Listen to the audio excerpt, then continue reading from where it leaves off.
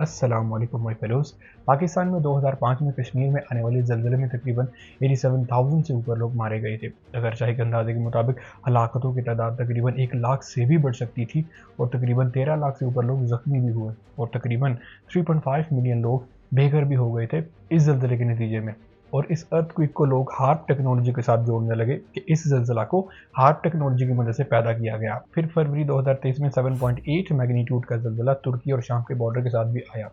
इस ज़लज़ले का एपिसेंटर तकरीबन 37 किलोमीटर की गहराई में था। इस ज़लज़ले के नतीजे में तकरीबन तुर्की में 50,000 से ऊपर लोग मारे गए और शाम में तकरीबन 8,000 से ऊपर लोग मारे गए थे और इसके नतीजे में तुर्की में $148.8 बिलियन का नुकसान हुआ। इस अर्थक्वेक को भी हार्प प्रोग्राम के साथ जोड़ा जाने लगा, यानी हार्प टेक्नोलॉजी के बारे में कॉन्सिक्वेंसेस थ्योरीज को क्रिएट किया जाने लगा। तो हार्प टेक्नोलॉजी क्या है, ये काम कैसे करती है और ये क्यों बनाई गई और क्या ये ज़लज़ले का बाइस बन सकती है? तो आइए समझते हैं इन्हीं सारे सवालात के जवाब आज की इस वीडियो में with respect to engineering point of view. Welcome to engineering time, let's get start.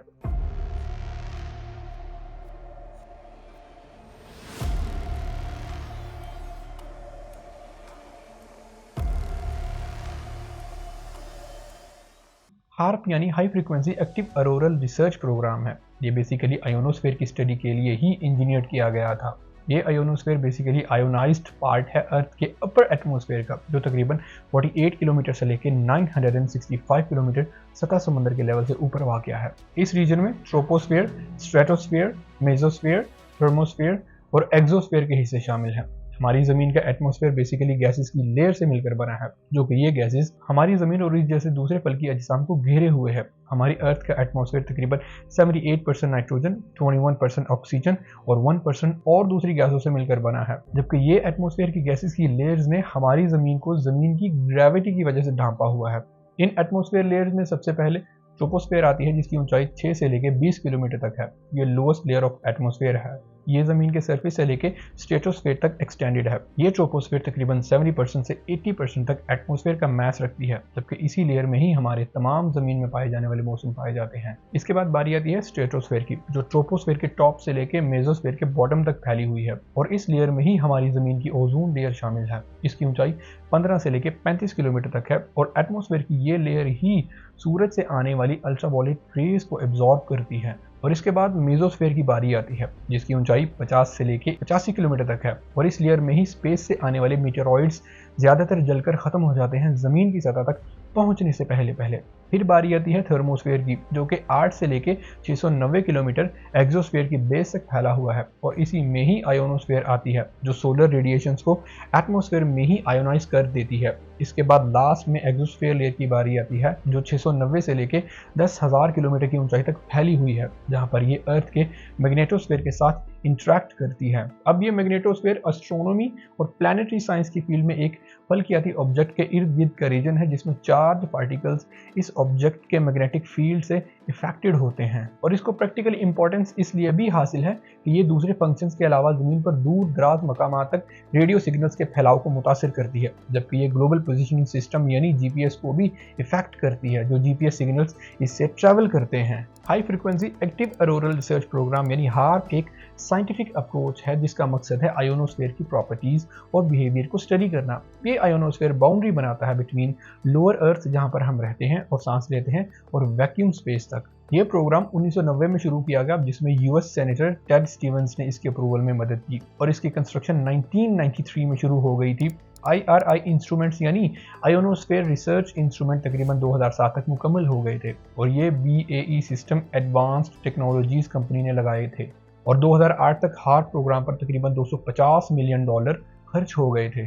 फिर मई 2013 में इस हार्प प्रोग्राम को टेम्परेरी शट डाउन कर दिया गया कॉन्ट्रैक्टर और ऑपरेटर के मबैन चेंज से। फिर 2014 में अनाउंस किया गया कि इस साल के आखिर तक हार्प प्रोग्राम को मुकम्मल बंद कर दिया जाएगा, लेकिन 2015 के अगस्त में इसकी ऑनरशिप की फैसिलिटी को यूनिवर्सिटी ऑफ अलास्का को ट्रांसफ़र कर दिया गया।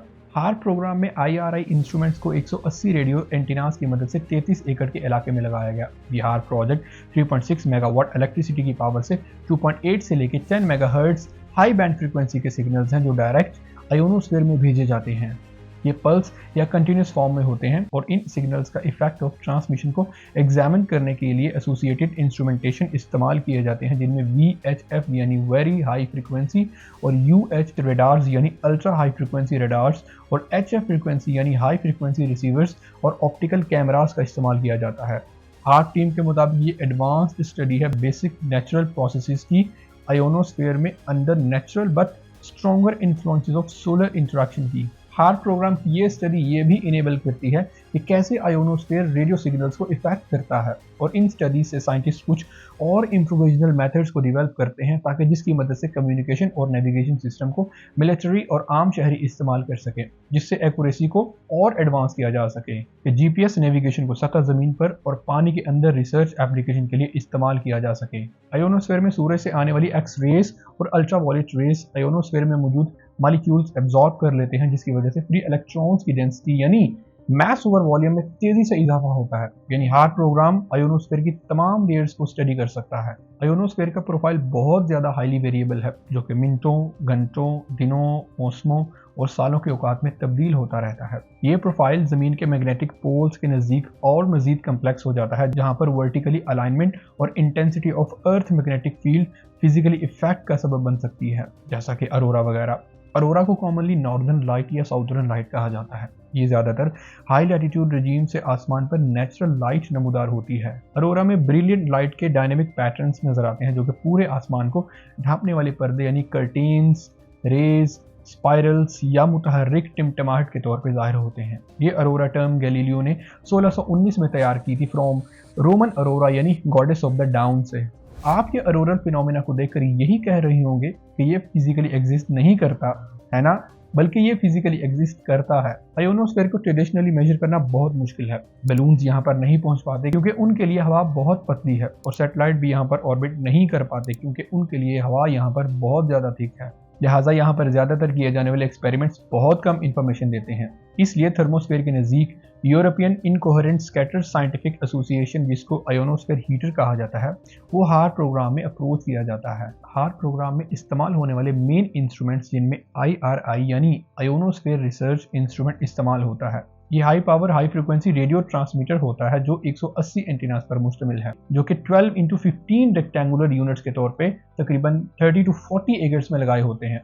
ये IRI एंटीनास आर्जी तौर पर आयोनोस्फीयर के छोटे से हिस्से को एनर्जाइज करते हैं। आयोनोस्फीयर के जिस हिस्से को हम हीट करते हैं वो एक मैग्नीफाइंग ग्लास के तौर पे काम करता है, और फिर ये सिग्नल्स इस हीट किए हुए हिस्से से बनने वाले मैग्नीफाइंग ग्लास की मदद से ज़मीन पर वापस रिफ्लेक्ट हो जाते हैं, और फिर यही स्टडी आयोनोस्फीयर के प्रोसेसेस को समझने के लिए इंपॉर्टेंट इन्फॉर्मेशन प्रोवाइड करती है। इस आयोनोस्फीयर की रिसर्च के दौरान ट्रांसमीटर के जरिए पैदा होने वाले सिग्नल्स को इन एरे एंटीनास की मदद से फजा में ऊपर की तरफ भेजा जाता है। तकरीबन 70 से 350 किलोमीटर ऊपर फजा में ऑपरेटिंग फ्रीक्वेंसी के मुताबिक ये सिग्नल्स पार्शली एब्जॉर्ब हो जाते हैं इस आयोनोस्फीयर के इस छोटे से हिस्से में। इन हाई फ्रीक्वेंसी सिग्नल्स की इंटेंसिटी आयोनोस्फीयर में तकरीबन 3 माइक्रोवाट पर सेंटीमीटर स्क्वायर से भी कम होती है, जो कि 10,000 टाइम्स सूरज की नेचुरल इलेक्ट्रोमैग्नेटिक रेडिएशन से कम होती हैं। फिर इन सिग्नल्स के इफेक्ट को ऑब्जर्व किया जाता है सेंसिटिव साइंटिफिक इंस्ट्रूमेंट्स के जरिए, जो कि हार्ट प्रोग्राम की फैसिलिटी में इस्तेमाल किए होते हैं। ये एंटीनास क्रॉस डाइपोल पर मुश्तमिल होता है, जिसको लीनियर पोलराइज भी कहा जाता है। ऑर्डिनरी मोड से एक्स्ट्रा ऑर्डिनरी मोड पर ट्रांसमिशंस और रिसीवर्स के दौरान यानी इन्हीं क्रॉस डाइपोल के हिस्सों को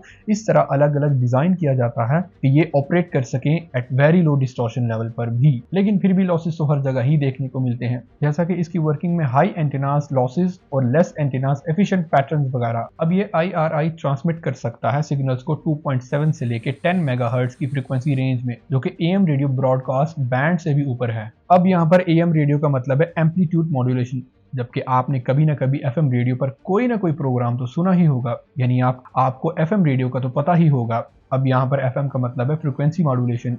FM रेडियो ब्रॉडकास्टिंग की audio quality AM radio broadcasting से अच्छी होती है, लेकिन ये ज़्यादा दूर दराज इलाकों तक डिस्टेंस कवर नहीं कर सकता, जबकि AM रेडियो ब्रॉडकास्टिंग को ये एज हासिल है कि ये लॉन्ग डिस्टेंस को कवर कर सकता है रिलेटिवली लो पावर पर भी। इसी वजह से AM रेडियो वेव्स आयोनोस्फीयर में भी ट्रैवल कर सकती हैं और वापस ज़मीन की सतह पर रिफ्लेक्ट हो जाती हैं, जिसके नतीजे में ये AM रेडियो सिग्नल्स हज़ारों मील दूर भी रिसीव हो जाते हैं इसके ट्रांसमीटर से। ये IRI इंस्ट्रूमेंट कंटिन्यूस वेव्स और पल्स वेव्स को ट्रांसमिट करता है। ये ट्रांसमिशन आयोनोस्फीयर की मॉडिफिकेशन के लिए इस्तेमाल की जाती है। रिसर्चर्स इन दोनों मोड की ट्रांसमिशन पर एक्सपेरिमेंट्स परफॉर्म करते हैं, जिसमें पहले आयोनोस्फीयर के मुकर्ररा वक्त को मॉडिफाई करना और फिर इस मॉडिफिकेशन के डिके के इफेक्ट को मेजर करना पल्स ट्रांसमिशन से। इसके अलावा हार्प रिसर्च के लिए कुछ और जियोफिजिकल इंस्ट्रूमेंट्स भी इस्तेमाल होते हैं, जिनमें flux gate, magnetometer, DG sound और इंडक्शन मैग्नेटोमीटर भी शामिल हैं। ये प्रोजेक्ट अलास्का यूएसए में है। इसको एनवायरमेंटल स्टेटमेंट इंपैक्ट ने परमिशन दी है 180 एंटेनास को लगाने के लिए। इसको 3 फेजेस में कंस्ट्रक्टेड किया गया था। पहला फेज डीपी यानी डेवलपमेंट प्रोटोटाइप था, जिसमें 18 एंटेनास शामिल थे।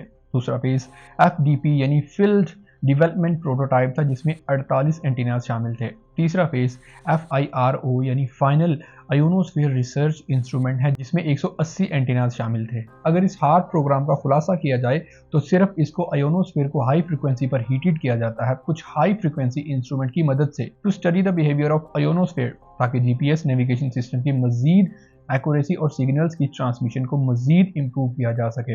अगर कॉमन सेंस की भी बात की जाए तो हार्प प्रोग्राम में क्रिएट किए जाने वाले हाई फ्रीक्वेंसी सिग्नल्स में इतनी पावर नहीं कि वो एक अर्थक्वेक को क्रिएट कर सकें, यानी टेक्टोनिक प्लेट्स को इतना एनर्जाइज कर सके कि वो वाइब्रेट करना शुरू कर दें। जिस तरह जमीन के सरफेस के नीचे एक धमाका अपने इर्द गिर्द के रीजन को इतना एनर्जाइज कर देता है, जिससे टेक्टोनिक प्लेट्स इस एनर्जी को जायल करने के लिए वाइब्रेट करना शुरू कर देती हैं। तो माय फेलोज, अब तक आप बखूबी समझ गए होंगे कि हार्प प्रोग्राम सिर्फ और सिर्फ आयोनोस्फीयर में मौजूद मॉलिक्यूल्स के बिहेवियर की स्टडी है, ना कि इन हाई फ्रीक्वेंसी सिग्नल्स की मदद से अर्थक्वेक को पैदा किया जा सके। तो इन कॉन्सिक्वेंसी थ्योरीज का हकीकत से कोई ताल्लुक नहीं, जैसा कि बहुत सारे न्यूज़ चैनल्स में इनका जिक्र मिलता है। लेकिन हार्प प्रोग्राम के हाई फ्रीक्वेंसी सिग्नल से क्लाइमेटिक चेंजेस तो जरूर पैदा हो रहे हैं। इन चेंजेस को डिनाई भी नहीं किया जा सकता, लेकिन हार्प टेक्नोलॉजी की मदद से अर्थक्वेक को भी क्रिएट नहीं किया जा सकता। तो माय फेलोज, इस तरह की रियलिटी बेस्ड इंजीनियरिंग फैक्ट्स को जानने के लिए आप हमारे चैनल को सब्सक्राइब करें, बेल आइकन को प्रेस करें, ताकि आइंदा आने वाली वीडियोस आप तक बखूबी पहुंच सकें। और इस वीडियो को अपने दोस्तों के साथ शेयर करें और हमारी इस इंजीनियरिंग टाइम कम्युनिटी को बनाने में हमारा साथ दें। तो मिलते हैं नेक्स्ट वीडियो में। तब तक आप अपना ख्याल रखिए और फ़लस्तीनी मुसलमानों को अपनी दुआओं में ज़रूर याद रखिए। अल्लाह हाफिज़।